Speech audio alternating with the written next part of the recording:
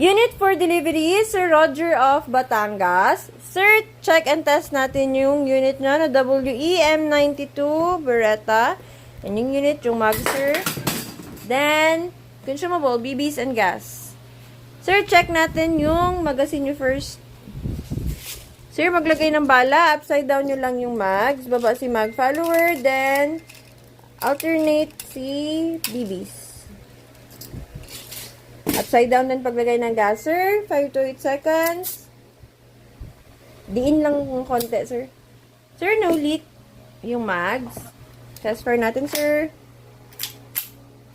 Firing.